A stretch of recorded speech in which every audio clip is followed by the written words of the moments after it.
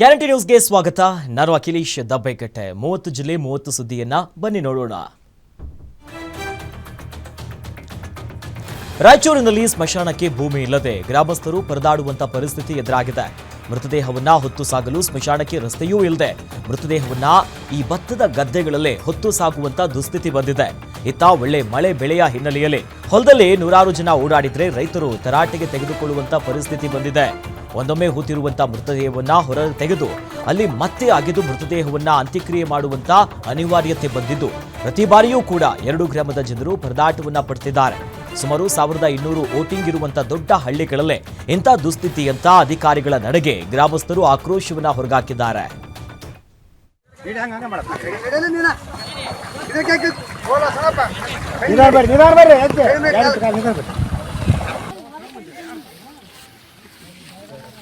ಮಸ್ಕಿ ತಾಲೂಕಿನ ಗೌಡನಬಾವಿ ಗ್ರಾಮ ಪಂಚಾಯತಿ ವ್ಯಾಪ್ತಿಯಲ್ಲಿ ಬರುವ ಸಾಗರ್ ಕ್ಯಾಂಪು ಹಾಗೂ ನಾಗರಾಟಿ ಕ್ಯಾಂಪಿಗೆ ಸ್ಮಶಾನ ಭೂಮಿ ಇಲ್ಲದ ಕಾರಣ ಹಾಗೆ ನೀವು ನೋಡ್ತಿರತಕ್ಕಂಥದ್ದು ಸುಮಾರು 1 ಕಿಲೋಮೀಟರ್ ದೂರದಲ್ಲಿ ಇರುತ್ತೆ ದಾರಿ.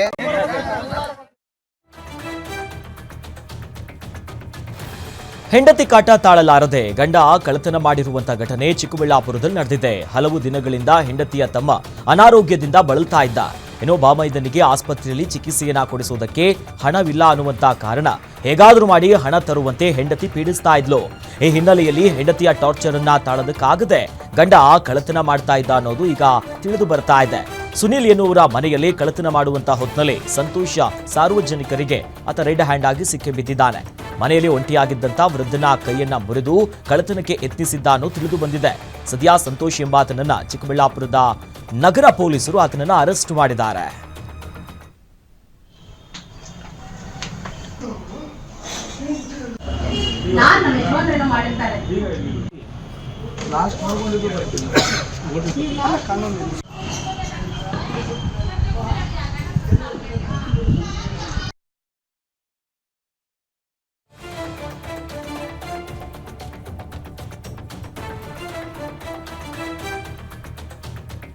ಹಳೆ ದ್ವೇಷದ ಹಿನ್ನೆಲೆಯಲ್ಲಿ ಗಣೇಶ ಮೂರ್ತಿಯ ವಿಸರ್ಜನೆಯ ವೇಳೆಯಲ್ಲಿ ಕಲ್ಲು ತೂರಾಟ ನಡೆಸಿದ್ದಾರೆ. ರಾಯಚೂರಿನ ಗಂಗಾ ನಿವಾಸ ರಸ್ತೆಯಲ್ಲಿ ಈ ಘಟನೆ ನಡೆದಿದೆ. ನಮ್ಮ ಏರಿಯಾದಲ್ಲಿ ರ್ಯಾಲಿ ಮಾಡಿದ್ದನ್ನ ಪ್ರಶ್ನಿಸಿ ಕಲ್ಲೆಸೆದಿರುವಂತಹ ಆರೋಪ ಈಗ ಕೇಳಿ ಬರ್ತಾ ಇದೆ. ಪ್ರಶಾಂತ್ ಹಾಗೂ ಪ್ರವೀಣ್ ಅನ್ನೋರಿಂದ ಕಲ್ಲು ತೂರಾಟವಾಗಿದ್ದು ಗಣೇಶ ವಿಸರ್ಜನೆಯಲ್ಲಿ ತೊಡಗಿದ್ದಂತಹ ವಿನಯ್ ಕುಮಾರ್ ಹಾಗೂ ಗಣೇಶ್ ಅನ್ನೋರ ಮೇಲೆ ಕಲ್ಲು ಎಸೆದಿದ್ದಾರೆ. ಸದ್ಯ ಗಾಯಗೊಂಡವರನ್ನ ಖಾಸಗಿ ಆಸ್ಪತ್ರೆಗೆ ದಾಖಲಿಸಿ ಚಿಕಿತ್ಸೆಗೆ ಒಳಪಡಿಸಿದ್ದಾರೆ. ಈ ಸಂಬಂಧ ಸದರ್ ಬಜಾರ್ ಠಾಣೆಯಲ್ಲಿ ಪ್ರಕರಣ ದಾಖಲಾಗಿದೆ.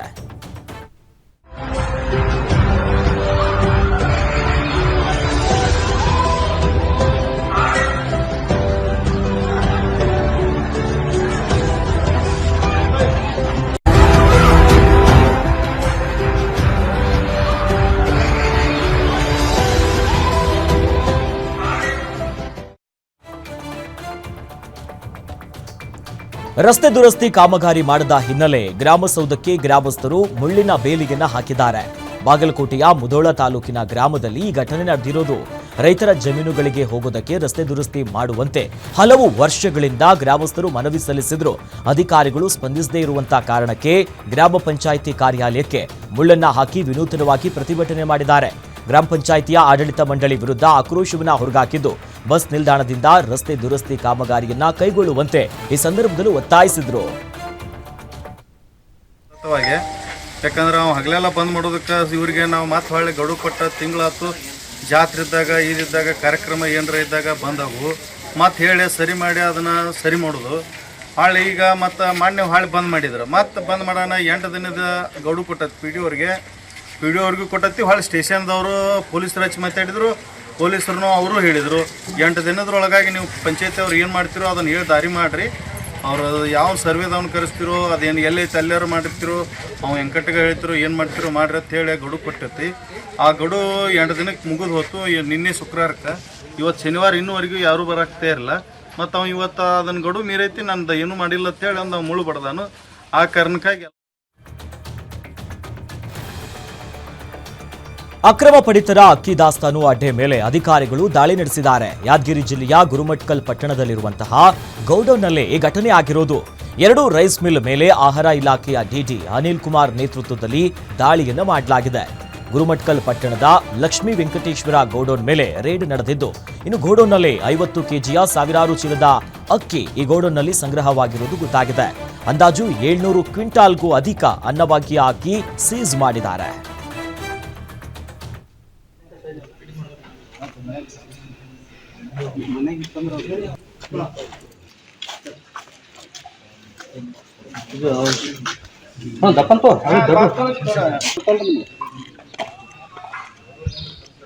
ಪಲ್ಯ ಮಾಡ್ತಿರಲ್ಲ, ಪಲ್ಯ ಏನೇನು ಮಾಡುತ್ತೆ ಅಷ್ಟೇ.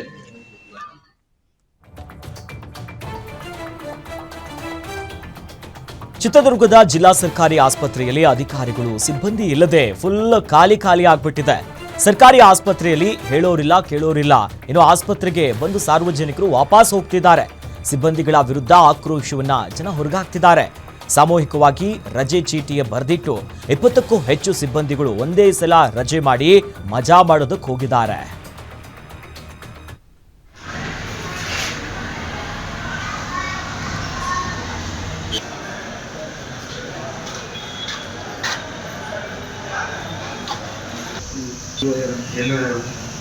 ಚಿಕ್ಕಮಗಳೂರಲ್ಲಿ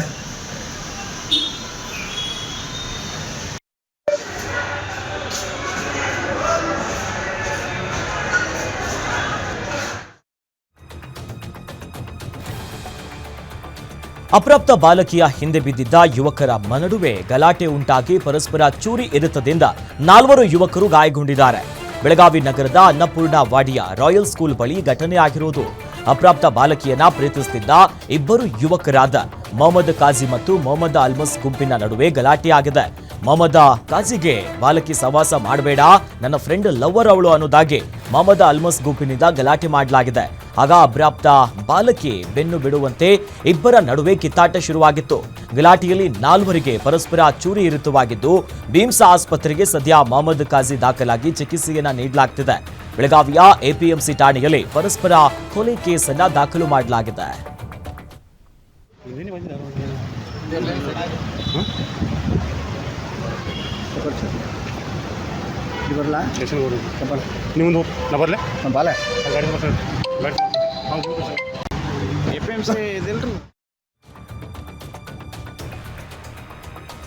ಶಿಕ್ಷಕನ ಅಕೌಂಟ್ನಿಂದ ಸೈಬರ್ ವಂಚಕರು 3,49,998 ರೂಪಾಯಿಯನ್ನ ದೋಚಿ ಎಸ್ಕೇಪ್ ಆಗಿದ್ದಾರೆ. ಮಹಾರಾಷ್ಟ್ರದ ಪರೇತಿ ಗ್ರಾಮದಲ್ಲಿ ಸರ್ಕಾರಿ ಶಾಲಾ ಶಿಕ್ಷಕನಾಗಿ ಕಾರ್ಯವನ್ನ ನಿರ್ವಹಿಸುತ್ತಿದ್ದ ಬೆಳಗಾವಿಯ ಸಂಜಯ್ ಶಂಕರ್ ಕೋಳಿ ವಂಚನೆಗೆ ಒಳಗಾಗಿದ್ದಾರೆ. ಒಂದೆಡೆ ಕಳ್ಳರ ಹಾವಳಿ ಹೆಚ್ಚಾದ್ರೆ ಮತ್ತೊಂದು ಕಡೆ ಬ್ಯಾಂಕ್ನಲ್ಲಿ ಕೂಡ ಹಣ ಸೇಫ್ ಇಲ್ಲ ಅಂತ ಕಣ್ಣೀರು ಹಾಕ್ತಿದ್ದಾರೆ. ಮಕ್ಕಳ ಶಾಲಾ ಫೀಸ್ ಕಟ್ಟಲು ಸಾಲ ಪಡೆದು ಅಕೌಂಟ್ನಲ್ಲಿ ಇಟ್ಟಿದ್ರು. ಆದರೆ ಈ ವಾಟ್ಸ್ಆಪ್ನಲ್ಲಿ ಒಂದು ಮೆಸೇಜ್ ಬರುತ್ತೆ. ಹೀಗಾಗಿ ಈ PDF ಫೈಲ್ ಅನ್ನ ಓಪನ್ ಮಾಡಿ ನೋಡಿದಾಗ ನಿಮಿಷದಲ್ಲೇ ಇದ್ದಂತ ಹಣ ಮಂಗಮಾಯವಾಗಿದೆ. ಹಣವನ್ನ ಕಳೆದುಕೊಂಡು ಶಿಕ್ಷಕ ಕಣ್ಣೀರು ಹಾಕಿದ್ದಾರೆ. ಅಥಣಿ ಪೊಲೀಸ್ ಠಾಣೆ ಹಾಗೂ ಬೆಳಗಾವಿಯ ಸೈಬರ್ ಠಾಣೆಯಲ್ಲಿ ಕೇಸ್ ದಾಖಲಾಗಿದೆ. ಆಮೇಲೆ ಮನೆ ಕಡೆ ಬನ್ನಿ, ಹಂಗೆ ಮನೆ ಕಡೆ ಬಂದು ಅಲ್ಲಿ ಇಲ್ಲ, ತೆಳಗೆ ಮನೆ ಕಡೆ ಬನ್ನಿ, ಪಟ ಕಿಶಾನು ಪಟ ಮೆಸೇಜ್ ಬರೋದು. ಅದು ಮೆಸೇಜ್ ಬಂದು ನೋಡಿದಂತ ತೆರಿಗೆ ನಾವು ಎಷ್ಟು ಅಮೌಂಟ್ 20,000 ಮೊದಲು 25,000 ಮುರಿದ 449,000. ಹೀಗಾಗಿ ಟೋಟಲ್ 3,50,000 ಏನು ಕಂಪ್ಲೇಂಟ್ ಕೊಟ್ಟರು? ಕಂಪ್ಲೇಂಟ್ ಕೊಟ್ಟರೆ ತಗೊಂಡರು.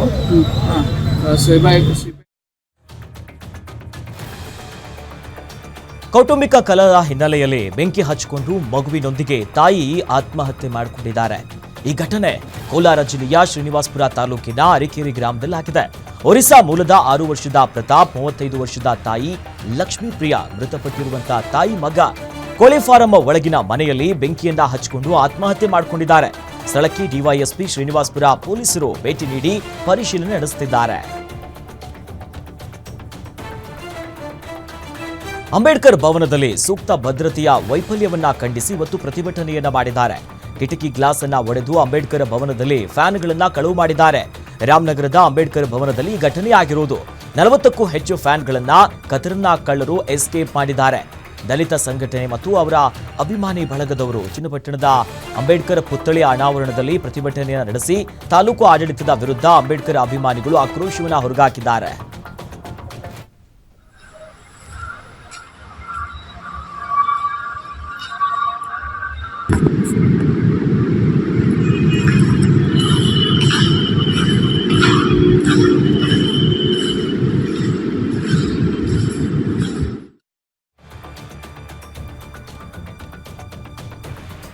ಕೋರ್ಟ್ ವಿಚಾರಣೆ ನಡುವೆನೂ ರೋಪ್ವೇ ಕಾಮಗಾರಿ ನಡೀತಾ ಇದೆ. ರೋಪ್ವೇ ನಿರ್ಮಾಣ ವೈಜ್ಞಾನಿಕ ಅಂತ ಕಾಮಗಾರಿಯನ್ನು ನಿಲ್ಲಿಸಲಿಲ್ಲ.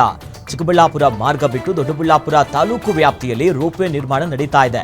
ಇನ್ನು ಹಾಗೆಯೇ ತಡೆಯಾಜ್ಞೆ ಇದ್ರೂ ಕೂಡ ಕಾಮಗಾರಿಗೆ ಅಡ್ಡಿವಿಲ್ಲವೆನ್ನುವಂತೆ ವರ್ತಿಸುತ್ತಿದ್ದಾರೆ ಗುತ್ತಿಗೆದಾರ. ಇನ್ನು ದೊಡ್ಡಬಳ್ಳಾಪುರದ ಶಾಸಕ ಹಾಗೂ ಜಿಲ್ಲಾಧಿಕಾರಿ ವಿರುದ್ಧ ಸ್ಥಳೀಯರು ಆಕ್ರೋಶವನ್ನ ಹೊರಹಾಕ್ತಿದ್ದಾರೆ.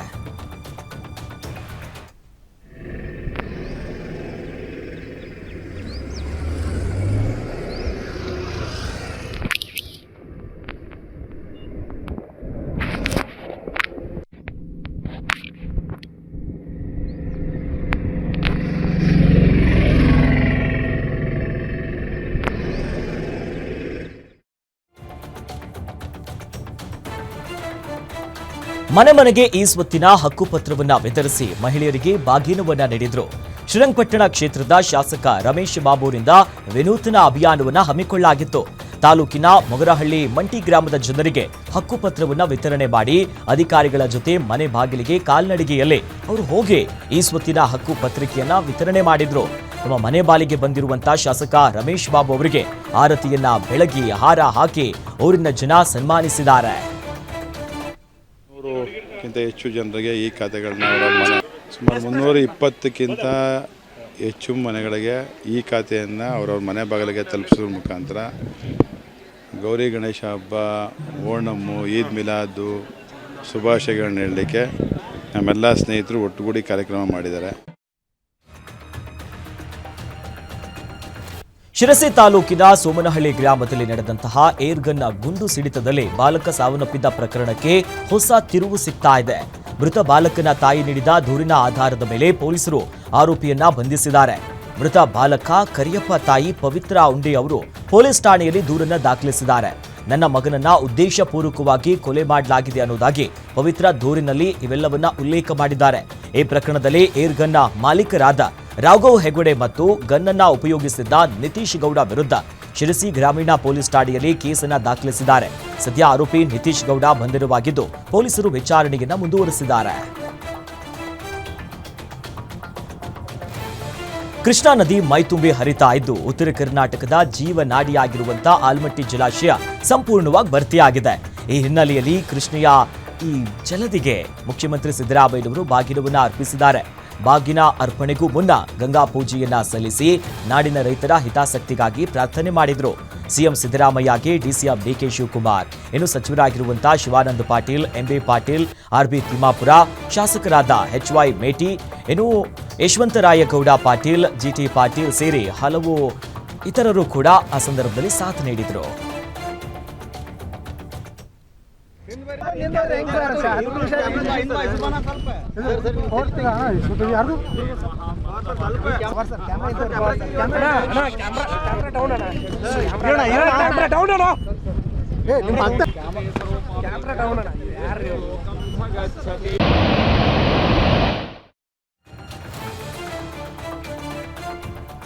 ಪೌತಿ ಖಾತೆ ಮಾಡಿಸಿಕೊಡುವಂತೆ ಸಚಿವರ ಎದುರು ಪಾರ್ವತಮ್ಮ ಗಳಗಳನೆ ಕಣ್ಣೀರಿಟ್ಟಿದ್ದಾರೆ.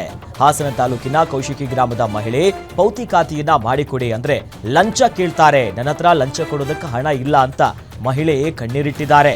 ಏನ್ ಮಾಡಬೇಕು ಅಂತಾನೆ ಗೊತ್ತಾಗ್ತಿಲ್ಲ, ಎಷ್ಟು ಸಲ ಅಂತ ತಿರುಗ್ಲಿ, ನನ್ನನ್ನು ಯಾವ ಮಕ್ಕಳು ಕೂಡ ನೋಡ್ಕೊಳ್ತಿಲ್ಲ, ನನಗೆ ಆಧಾರವಾಗಿರುವುದೇ ಅದೊಂದು ಜಮೀನು, ಕಚೇರಿಗೆ ಅಲ್ದು ಸಾಕಾಗಿದೆ, ಅರ್ಜಿ ಕೊಟ್ರೆ ಪರಿಗಣಿಸ್ತಿಲ್ಲ ಅಂತ ಸಚಿವರ ಎದುರು ಗಳಗಳನೆ ಕಣ್ಣೀರಿಟ್ಟಿದ್ದಾರೆ. ತಿರುಗಿಸ್ತಾ ಇದ್ದಾರೆ ಸರ್.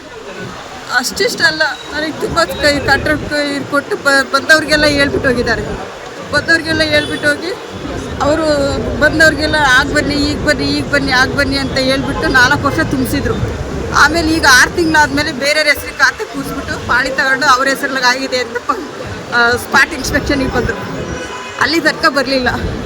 ಆವಾಗ ನನಗೆ ನಮ್ಮ ತಾಯಿ ಹೆಸರಲ್ಲಿ ಇಷ್ಟು ವರ್ಷ 40 ವರ್ಷದಿಂದ ನಮ್ಮ ತಾಯಿ ಹೆಸರಲ್ಲಿ. ಬೆಳಗಾವಿಯಲ್ಲಿ ಇಬ್ಬರು ಅಪ್ರಾಪ್ತ ಬಾಲಕರು ಮಿಸ್ಸಿಂಗ್ ಪ್ರಕರಣಕ್ಕೆ ಸಂಬಂಧಪಟ್ಟಂತೆ ನಾಪತ್ತೆಯಾದ ಮಕ್ಕಳನ್ನ ಉದ್ಯಮ ಭಾಗ ಪೊಲೀಸರು ಸುರಕ್ಷಿತವಾಗಿ ಪತ್ತೆ ಹಚ್ಚಿದ್ದಾರೆ. ಗಣೇಶ ನೋಡೋದಕ್ಕೆ ಹೋಗ್ತೀನಿ ಅನ್ನೋದಾಗಿ ಹೇಳಿ ಹೋದವರು ನಾಪತ್ತೆಯಾಗಿದ್ರು. 10 ವರ್ಷದ ಅನ್ಮೋಲ್ ಶಂಕರ್ ಪರಿಹಾರ್, 8 ವರ್ಷದ ಕಾರ್ತಿಕ್ ಅರ್ಜುನ್ ಪರಿಹಾರ್ ನಾಪತ್ತೆಯಾಗಿರುವಂತ ಬಾಲಕರು.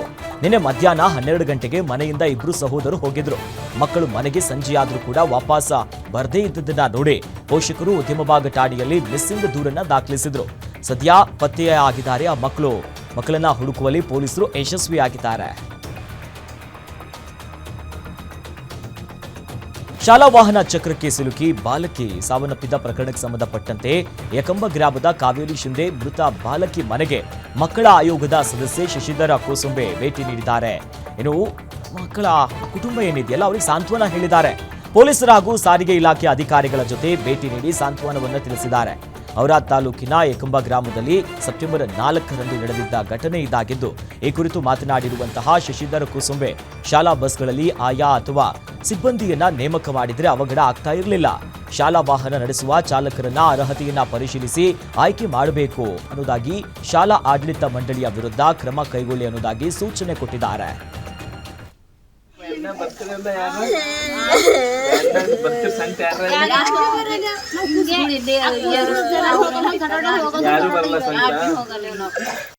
तुम पापा का फोन नंबर मिलता उनको, जब बेटी का प्लान गया तो कोई नहीं कॉल किया हमें स्कूल से.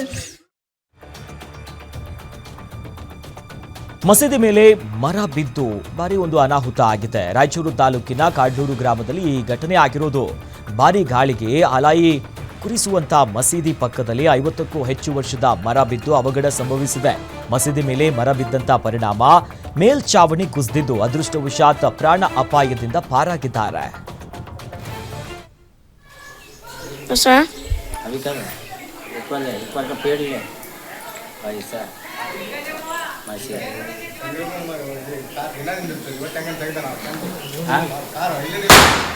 ಅಲ್ಲಿ ಇಲ್ಲೇ ಅದು ಬಿಡು, ಆ ಕಡೆ ಅಲ್ಲಿ.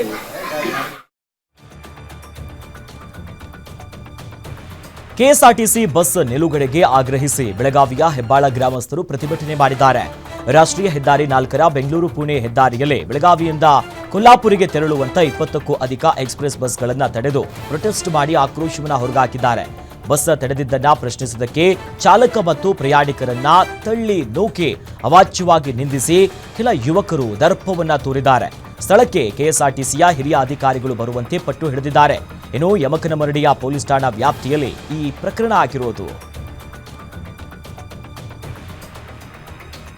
ಟಾಟಾ ಏಸ್ ಹಾಗೂ ದ್ವಿಚಕ್ರ ವಾಹನದ ನಡುವೆ ಭೀಕರ ಅಪಘಾತ ಸಂಭವಿಸಿದೆ. ದೊಡ್ಡಬಳ್ಳಾಪುರದ ಗೊಲ್ಲಹಳ್ಳಿ ಬಳಿ ಘಟನೆ ನಡೆದಿದೆ. 50 ವರ್ಷದ ಮುನಿಕೃಷ್ಣ ಮೃತಪಟ್ಟಿದ್ದಾರೆ. ಇನ್ನೋರ್ವನಿಗೆ ಸ್ಥಳೀಯ ಆಸ್ಪತ್ರೆಯಲ್ಲಿ ಚಿಕಿತ್ಸೆಯನ್ನ ನೀಡಲಾಗ್ತಿದೆ. ಅಪಘಾತದ ದೃಶ್ಯ ಸ್ಥಳೀಯ ಮನೆಯೊಂದರ ಸಿಸಿಟಿವಿಯಲ್ಲಿ ಸೆರೆಯಾಗಿದೆ. ದೊಡ್ಡಬಳ್ಳಾಪುರ ಗ್ರಾಮಾಂತರ ಠಾಣೆಯಲ್ಲಿ ಪ್ರಕರಣ ದಾಖಲಾಗಿದೆ.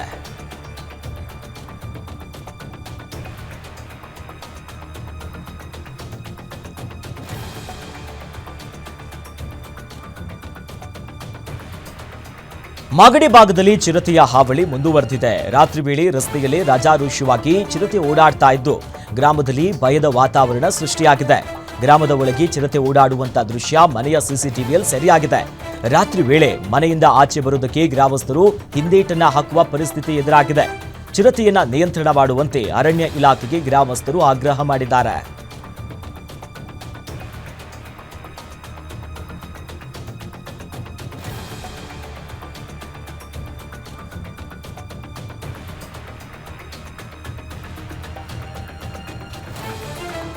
ನಾಳೆ ರಾಹುಗ್ರಸ್ತ ಚಂದ್ರಗ್ರಹಣದ ಹಿನ್ನೆಲೆಯಲ್ಲಿ ಶ್ರೀ ಕ್ಷೇತ್ರ ಕೈವಾರ ತಾತಯ್ಯನವರ ದೇವಾಲಯ ಬಂದ್ ಮಾಡಲಾಗುತ್ತೆ. ನಾಳೆ ಸಂಜೆ 4:30ರಿಂದ ಭಕ್ತಾಭಿಮಾನಿಗಳಿಗೆ ದೇವಸ್ಥಾನದಲ್ಲಿ ಯಾವುದೇ ರೀತಿಯಾದಂಥ ದರ್ಶನದ ಅವಕಾಶ ಇರುವುದಿಲ್ಲ. ಸೋಮವಾರ ಎಂದಿನಂತೆ ದೇವಸ್ಥಾನದ ಬಾಗಿಲು ತೆರೆಯಲಾಗುತ್ತೆ. ಹಾಗೆಯೇ ಎಂದಿನಂತೆ ಭಕ್ತಾಭಿಮಾನಿಗಳಿಗೆ ಉಚಿತ ಅನ್ನದಾಸೋಹ ಮತ್ತು ಪ್ರಸಾದ ವಿತರಣೆಯನ್ನ ಮಾಡಲಾಗುತ್ತೆ. ಈ ನಾಳೆ ಬರ್ತಕ್ಕಂತಹ ಭಾದ್ರಪದ ಮಾಸದ ಹುಣ್ಣಿಮೆ ಅವತ್ತಿನ ದಿನ ಚಂದ್ರಗ್ರಹಣ ಆಗಿರೋದ್ರಿಂದ ಬಹಳ ವಿಶೇಷವಾಗಿರ್ತಕ್ಕಂತಹ ಪೂಜಾ ಕೈಂಕರ್ಯಗಳನ್ನು ಈ ಒಂದು ಸದ್ಗುರು ಶ್ರೀ ಯೋಗಿನಾರಾಯಣ ತಾತಯ್ಯನವರ ಸನ್ನಿಧಾನ ಈ ಮಠದಲ್ಲಿ ಹಮ್ಮಿಕೊಂಡಿರಲಾಗುತ್ತೆ. ಬೆಳಗ್ಗೆ ಯಥಾ ಪ್ರಕಾರವಾಗಿ ಪ್ರತಿನಿತ್ಯವೂ ಸಹ ಸಾತಯ್ಯನವರ ಈ ಒಂದು ಮಠದಲ್ಲಿ ಬೆಳಿಗ್ಗೆ ಘಂಟಾನಾದ ಇರುತ್ತೆ, ಸುಪ್ರಭಾತ ಇರುತ್ತೆ, ಗೋಪೂಜೆ ಇರುತ್ತೆ. ಇದು ಬೆಳಿಗ್ಗೆ 5:30 ಗಂಟೆಗೆ ನಡೀತಕ್ಕಂತಹದ್ದು. ಇದಾದ ನಂತರ ಈ ಹುಣ್ಣಿಮೆಯ ಪ್ರಯುಕ್ತವಾಗಿ ನಾಳೆ ರಾಹುಗ್ರಸ್ತ ಚಂದ್ರಗ್ರಹಣದ ಹಿನ್ನೆಲೆಯಲ್ಲಿ ಚಿಕ್ಕಬಳ್ಳಾಪುರದ ವಿಶ್ವವಿಖ್ಯಾತ ಭೋಗನಂದೀಶ್ವರ ದೇಗುಲ ನಾಳೆ ಸಂಜೆ 4 ಗಂಟೆಗೆ ಬಾಗಿಲನ್ನು ಮುಚ್ಚಲಾಗುತ್ತೆ. ನಾಳೆ ಸಂಜೆ 4 ಗಂಟೆಯಿಂದ ಭಕ್ತಾಭಿಮಾನಿಗಳಿಗೆ ಪ್ರವೇಶ ನಿಷಿದ್ಧ ಮಾಡಿದ್ದು, ಸೋಮವಾರ ಬೆಳಿಗ್ಗೆ 7 ಗಂಟೆಯವರೆಗೂ ಕೂಡ ಬಾಗಿಲನ್ನು ಮುಚ್ಚಲಾಗಿರುತ್ತೆ. ಬಳಿಕ 8 ಗಂಟೆಯ ನಂತರ ಜಲಾಭಿಷೇಕ, ವಿಶೇಷ ಪೂಜೆಯನ್ನ ಮಾಡಿ ಮಂಗಳಾರತಿಯನ್ನು ಮಾಡಲಿದ್ದಾರೆ. ಇನ್ನು ಸೋಮವಾರ ಮಧ್ಯಾಹ್ನ 1 ಗಂಟೆಯ ಬಳಿಕ ಎಂದಿನಂತೆ ಭಕ್ತಾಭಿಮಾನಿಗಳು ದೇವಸ್ಥಾನಕ್ಕೆ ಬರುವುದಕ್ಕೆ ಅನುವು ಮಾಡಿಕೊಂಡಿದ್ದಾರೆ. ನಾಳೆ ಚಂದ್ರಗ್ರಹಣದ ಹಿನ್ನೆಲೆಯಲ್ಲಿ ಮಂಡ್ಯ ಜಿಲ್ಲೆಯ ಶ್ರೀರಂಗಪಟ್ಟಣದ ಗಾಂಜಂನಲ್ಲಿರುವಂತಹ ಪ್ರಸಿದ್ಧ ನಿಮಿಷಾಂಬ ದೇಗುಲ ಬಾಗಿಲನ್ನ ಬಂದ್ ಮಾಡಲಾಗುತ್ತೆ. ನಾಳೆ ಮಧ್ಯಾಹ್ನ 12ರಿಂದ ಭಕ್ತಾಭಿಮಾನಿಗಳಿಗೆ ದೇವರ ದರ್ಶನಕ್ಕೆ ಈಗ ನಿರ್ಬಂಧವನ್ನ ಹೇರಿದ್ದಾರೆ. ಭಕ್ತರು ಸಹಕರಿಸಲು ಆಡಳಿತ ಮಂಡಳಿ ಮನವಿ ಮಾಡಿಕೊಂಡಿದೆ.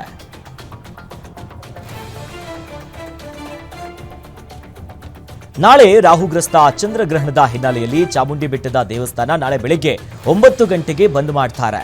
ಇನ್ನು ದೇವಸ್ಥಾನದ ಒಳಗೆ ವಿಶೇಷ ಪೂಜೆ ಪುನಸ್ಕಾರ ಭಕ್ತಾಭಿಮಾನಿಗಳಿಗೆ ಅವಕಾಶ ಇಲ್ಲ ಅನ್ನೋದಾಗಿ ಅರ್ಚಕರು ತಿಳಿಸಿದ್ದಾರೆ. ಸೋಮವಾರ ಬೆಳಗ್ಗೆ 8 ಗಂಟೆಗೆ ಎಂದಿನಂತೆ ದೇವಸ್ಥಾನದ ಬಾಗಿಲನ್ನ ತೆರೆಯಲಾಗುತ್ತೆ.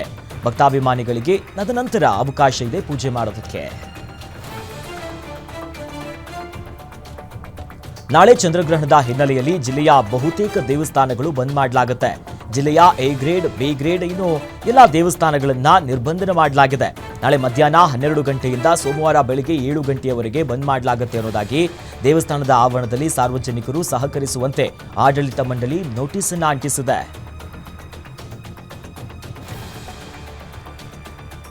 ಇನ್ನು ನಾಳೆ ಚಂದ್ರಗ್ರಹಣದ ಹಿನ್ನೆಲೆಯಲ್ಲಿ ಬಾಗಲಕೋಟೆಯ ತುಳಸಿಗಿರಿ ಗ್ರಾಮದ ಜಾಗೃತ ದೇಗುಲ ಆಂಜನೇಯ ಸ್ವಾಮಿ ದೇವಸ್ಥಾನಕ್ಕೆ ಅವಕಾಶ ಇರೋದಿಲ್ಲ. ನಾಳೆ ಬೆಳಗ್ಗೆ 8 ಗಂಟೆಯಿಂದ ಸಾರ್ವಜನಿಕ ದರ್ಶನ ಬಂದ್ ಮಾಡಲಾಗಿದ್ದು, ರಾತ್ರಿ 9 ಗಂಟೆಯ ಬಳಿಕ ಚಂದ್ರಗ್ರಹಣ ಹಿನ್ನೆಲೆಯಲ್ಲಿ ಆಂಜನೇಯ ಸ್ವಾಮಿಗೆ ಜಲಾಭಿಷೇಕ ಮಾಡಲಾಗುತ್ತೆ. ಗ್ರಹಣ ಆರಂಭದ ಬಳಿಕ ದೇಗುಲದಲ್ಲಿ ಭಕ್ತಾಭಿಮಾನಿಗಳಿಗೆ ಅವಕಾಶ ಇರೋದಿಲ್ಲ. ಗ್ರಹಣ ಮುಕ್ತಾಯದ ಬಳಿಕ ಆಂಜನೇಯ ಸ್ವಾಮಿಗೆ ವಿಶೇಷ ಪೂಜೆ, ಅಭಿಷೇಕವನ್ನ ಮಾಡಲಾಗುತ್ತೆ. ಸೋಮವಾರ ಬೆಳಗ್ಗೆ 4 ಗಂಟೆಯಿಂದ ಎಂದಿನಂತೆ ದೇವಸ್ಥಾನದಲ್ಲಿ ಪೂಜಾ ಕಾರ್ಯಗಳು ಆರಂಭ ಆಗುತ್ತೆ. ನಟ ವಿನೋದ್ ರಾಜ್ ಅವರಿಂದ ರಸ್ತೆ ಗುಂಡಿ ಮುಚ್ಚುವಂತ ಕಾರ್ಯ ಮುಂದುವರೆದಿದೆ. ಬೆಂಗಳೂರು ಗ್ರಾಮಾಂತರ ಜಿಲ್ಲೆಯ ನೆಲಮಂಗಲ ತಾಲೂಕಿನ ಬಸವನಹಳ್ಳಿಯ ರಸ್ತೆ ಗುಂಡಿಗಳಿಗೆ ಕಾಂಕ್ರೀಟ್ ಜೆಲ್ಲಿಯನ್ನ ಹಾಕಿ ರಸ್ತೆಯನ್ನ ಆ ಗುಂಡಿಗಳಿದೆಯಲ್ಲ ಅವೆಲ್ಲ ಮುಚ್ಚುವಂತ ಕೆಲಸವನ್ನ ನಟ ವಿನೋದ್ ರಾಜ್ ಅವರು ಮುಂದುವರೆಸಿದ್ದಾರೆ. ಈ ಹಿಂದೆ ನೆಲಮಂಗಲ, ಸೋಲ್ದೇವನಹಳ್ಳಿ ಸೇರಿದಂತೆ ಹಳ್ಳಿಯ ರಸ್ತೆಗಳಲ್ಲಿ ಬಿದ್ದಿದ್ದ ಗುಂಡಿಯನ್ನ ಮುಚ್ಚುವಂತ ಕೆಲಸ ಮಾಡಿದ್ದು ಮತ್ತೆ ಈಗ ಎಲ್ಲರ ಮೆಚ್ಚುಗೆಗೆ ಪಾತ್ರರಾಗಿದ್ದಾರೆ.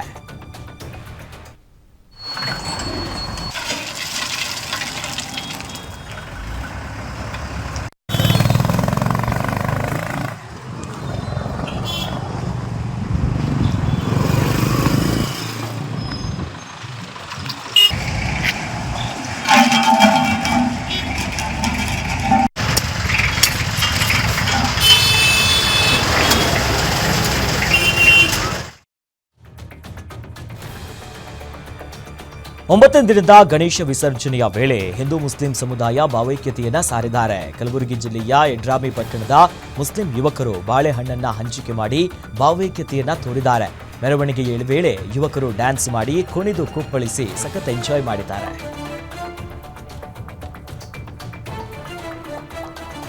ಹಿಂದೂ ಮಹಾಸಭಾ ಗಣಪತಿ ವಿಸರ್ಜನಾ ಮೆರವಣಿಗೆಯ ಹಿನ್ನೆಲೆಯಲ್ಲಿ ಭೀಮೇಶ್ವರ ಗುಡಿಯಲ್ಲಿ ಪ್ರತಿಷ್ಠಾಪಿಸಿರುವಂತ ಹಿಂದೂ ಮಹಾಸಭಾ ಗಣಪತಿಯ ವಿಸರ್ಜನಾ ಪೂರ್ವ ರಾಜಬೀದಿ ಉತ್ಸವಕ್ಕೆ ಚಾಲನೆಯನ್ನ ನೀಡಲಾಯಿತು. ಮೆರವಣಿಗೆಯ ಹಿನ್ನೆಲೆಯಲ್ಲಿ ಶಿವಮೊಗ್ಗ ನಗರದ ಕೇಸರಿ ಬಾವುಟ, ಇನ್ನು ಪುರಾಣ, ಮಹಾಭಾರತ, ರಾಮಾಯಣದ ಪ್ರಸಂಗಗಳು ಹಾಗೂ ದೇವರ ಚಿತ್ರಗಳೊಂದಿಗೆ ಅಲಂಕೃತಗೊಂಡಿದೆ. ಕೇಸರಿ ಟೋಪಿ ಹಾಗೂ ಶಾಲನ್ನ ಧರಿಸಿದ ಗಣಪತಿಯ ಭಕ್ತರು ಮೆರವಣಿಗೆಯಲ್ಲಿ ಸಾವಿರಾರು ಸಂಖ್ಯೆಯಲ್ಲಿ ಪಾಲ್ಗೊಂಡಿದ್ದರು.